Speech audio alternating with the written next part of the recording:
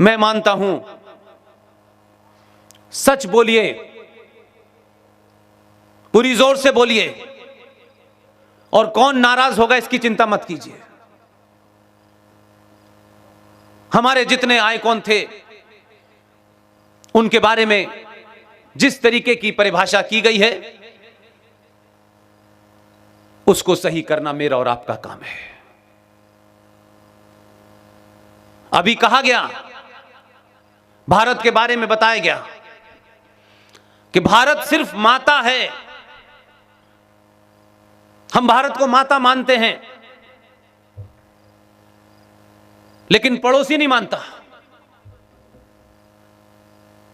वो अपने मुल्क को माता नहीं कहता। कभी यह पता करने की कोशिश की है कि वो माता क्यों नहीं कहता?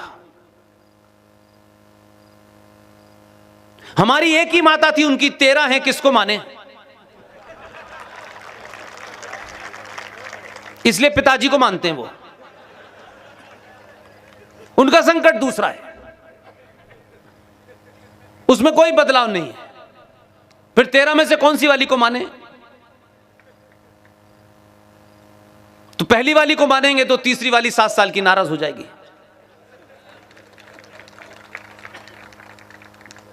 मेरा सिर्फ आप सबसे निवेदन है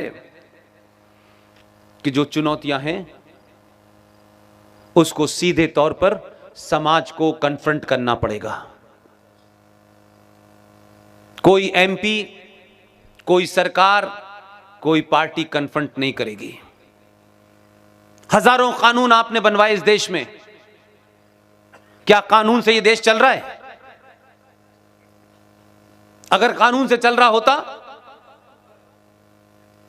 तो जम्मू कश्मीर में सेना पे जो पत्थर मार रहे थे, जो सेना पे पीछे से गोली चला रहे थे, उनके मानवाधिकार की चिंता सुप्रीम कोर्ट को है। लेकिन दिल्ली से 40 किलोमीटर दूर कोई एक साधु या संत, वो अच्छा था बुरा था इसमें मेरा कोई रुचि नहीं है, उसके आश्रम खाली कराने का आदेश हुआ कि यह आश्रम खाली कराओ। उस आश्रम के अंदर लोगों के हाथ में डंडे तक नहीं थे। लोकतंत्र में पुलिस के सामने उन्होंने रोकने की पुलिस को कोशिश की। न पत्थर थे, न डंडा था, न बंदूक थी। दिल्ली से 40 किलोमीटर दूर एसपी सिटी आदेश देता है शूटेड साइड का, 35 लोगों को गोली से मार दिया जाता है। सुप्रीम कोर्ट को वहां मानवाधिकार की चिंता नहीं होती। इसलिए कि आप इस देश की व्यवस्था में बैठे हुए गद्दारों को कभी सरेआम शेम नहीं करते। एक कमजोर समाज गिनती में कितनी भी ताकतवर हो, अगर वो डरपोक है, कायर है, लालची है, तो सत्ताएं उसकी आस्थाओं के अंदर किस तरीके से एंटर करती हैं, इसका जीता जागता एक ही उदाहरण है कि शबरीमला, जहां परंपरा हजारों साल के बाद वो बनी, उसके साइंटिफिक कारण थे, लेकिन काले कोट वालों को लगता है कि उन्हें राफेल का भी ज्ञान है, उन्हें महाकाल में पानी कितना चढ़ता है इसका भी ज्ञान है, दही हांडी की लंबाई का भी ज्ञान है, और सबरीमला के अंदर महिलाओं को कब जाना चाहिए, कब नहीं जाना चाहिए, वहां जेंडर जस्टिस होना चाहिए, इसका भी ज्ञान है। क्योंकि आपने अपनी आस्थाओं को सरकारों के और उस सरकार की व्यवस्था चलाने वाले इंस्टीट्यूशन के हाथ में छोड़ दिया है। वो तय करते हैं। इसलिए उनकी जरूरत है कि हजारों हजारों साल पुराने सनातन हिंदू की परिभाषा भी वो तय करते थे। हम चुप रहते हैं। हम एक समाज के रूप में कभी रिएक्शन नहीं देते, अपनी नाराजगी प्रकट नहीं करते। तो जो उनको जेंडर जस्टिस सबरीमला में चाहिए था, वो मस्जिद में क्यों नहीं चाहिए? अगर पूजा का अधिकार महिला को है, जो मैं मानता हूं, उन आस्थाएं जो साइंस पे रखी हुई हैं, उसके कारण हैं। जो लोग सनातन को ये मानते हैं ये कोई ढकोसला है, ये कोई झूठ का पुलिंदा है, तो इस समाज में जो जागरूक लोग हैं, जो संत हैं, महंत हैं, उनको उस साइंस को तर्कों पे बताना चाहिए था जो नहीं बताया। ये मेरा काम नहीं है, इसलिए क्योंकि आप बोलते नहीं हैं और आपको सही बात पता नहीं होती, तो सुप्रीम कोर्ट भी कोई बात तय कर देती है, आप मान लेते हैं। और वो सही मानों में अगर कहीं देखें तो सुप्रीम कोर्ट जब उनके मामलात में बोलती है तब भी वो कहते हैं ये गलत भी है तो हमारा है सुप्रीम कोर्ट की, हम नहीं मानेंगे। तो आप 100 करोड़ होते हैं, रोज कानून ऐसा बनता है जो आपकी आस्थाओं पे चोट करता है, लेकिन आप बोलते नहीं हैं क्योंकि आपने सारा ठेका, कॉन्ट्रैक्ट सरकार को दे दिया है कि सब कुछ वही करेगी, इसलिए आप नहीं बोलते। फिर कानून बनता है तो आप उसके विरोध में कुछ आजकल फेसबुक वगैरह पे लिख देते हैं, लेकिन डिसाइसिव लड़ाई नहीं लड़ते। इसलिए रेलवे के पे अगर आप सफर करते हो, समाज में छोटी छोटी चीजों को ऑब्जर्व करेंगे तो आपको बीमारी का पता चलेगा। पिछले 20 साल से रेलवे के आसपास जो झोपड़पट्टी पड़ती है, जरा उतर के कहीं ट्रेन रुक जाए गलती से तो पूछिएगा कि उसमें कौन रहता है।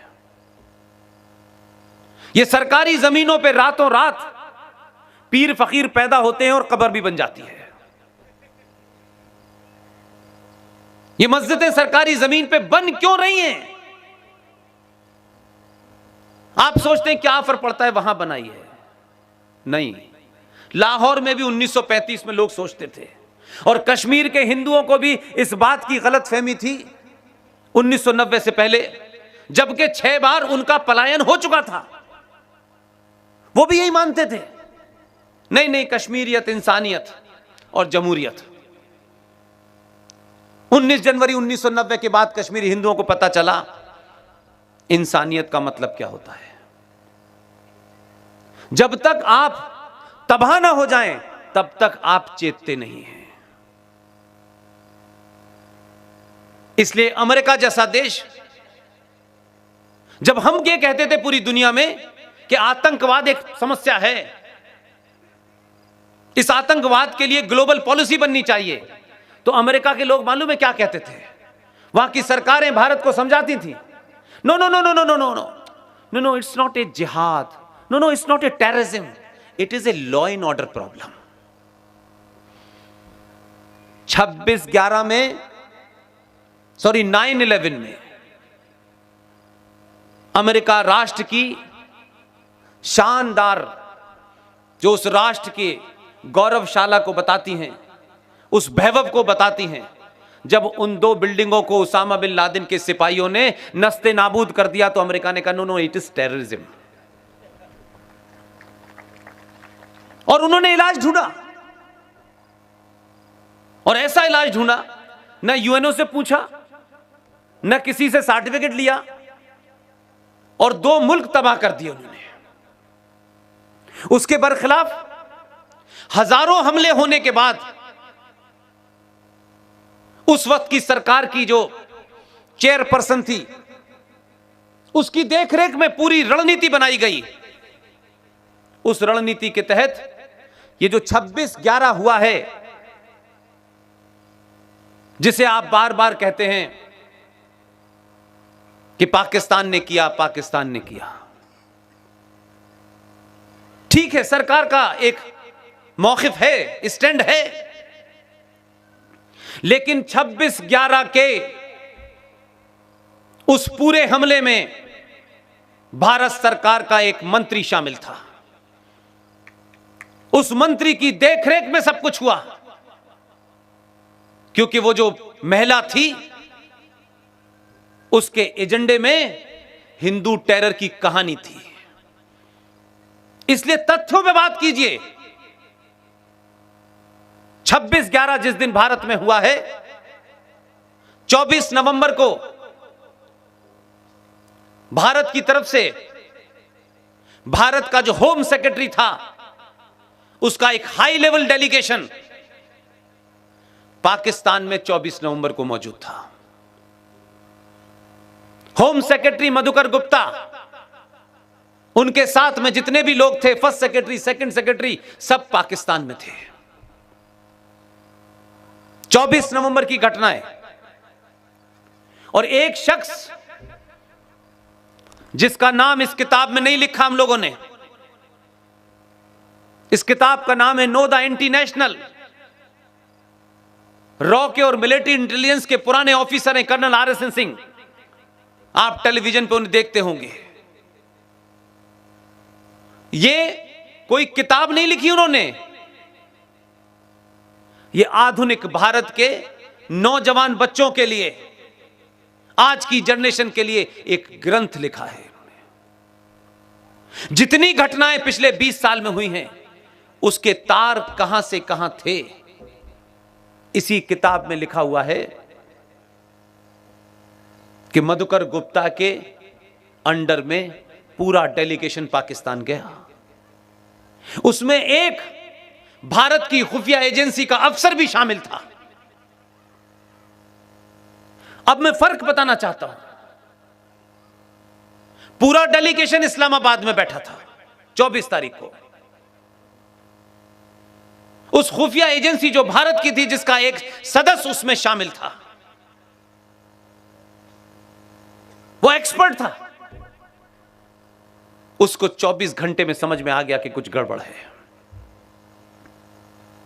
उसने यहां भेजा कि मैं आना चाहता हूं, आप नहीं आ सकते। उसने सब कुछ दांव पे लगा दिया और कहा कि मुझे किसी भी कीमत पे वापस जाना है। वो बागा बॉर्डर से वापस आ गया 25 तारीख को। उस पूरे डेलीगेशन को पाकिस्तान सरकार ने कहा कि आप यहां आए हैं, थोड़ा सा हमारे मुल्क में बहुत खूबसूरत हिल स्टेशन है, उसका भी जरा लुत्फ लीजिए। इस्लामाबाद से 32 किलोमीटर ऊपर एक पहाड़ी है जिसे मरी कहते हैं, बहुत अच्छा हिल स्टेशन है। पूरा डेलीगेशन हमारा उस मरी हिल स्टेशन पे 26 तारीख को बैठा हुआ था। उनको पता था कि वहां से कोई कम्युनिकेशन नहीं हो सकता, लेकिन दूसरी चीज का प्रत्यक्ष गवाह हूं, वो इसमें शामिल नहीं है। उनका नया एडिशन आएगा, उसमें शामिल होगा। 26 तारीख को जिस वक्त मुंबई में गेटवे ऑफ इंडिया के माध्यम से वो जो आतंकवादी आए थे, जिसको आपने टेलीविजन पे लाइव देखा, उसी समय पाकिस्तान का विदेश मंत्री दिल्ली में महिलाओं के प्रेस क्लब में बैठा था।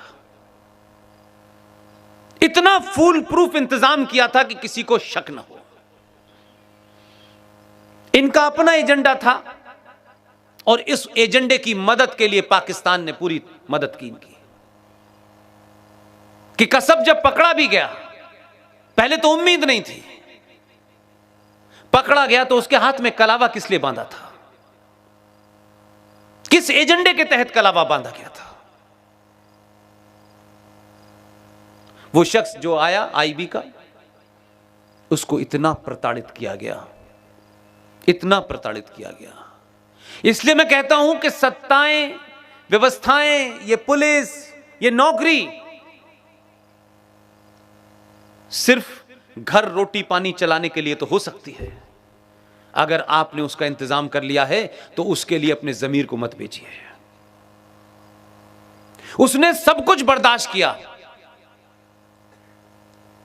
वो शख्स जिंदा है, उसका नाम किन्हीं कारणों से हम लोग सार्वजनिक नहीं लेते।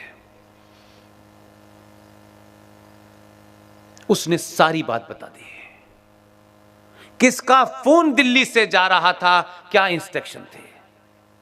उसको जाने नहीं दिया घर, जब वो 25 तारीख को बागा बॉर्डर से दिल्ली, अब घर नहीं जाने दिया उसको। जब सब कुछ हो गया, उसके बाद पता चला कि इसको सारा राज पता है, उसको टॉर्चर किया।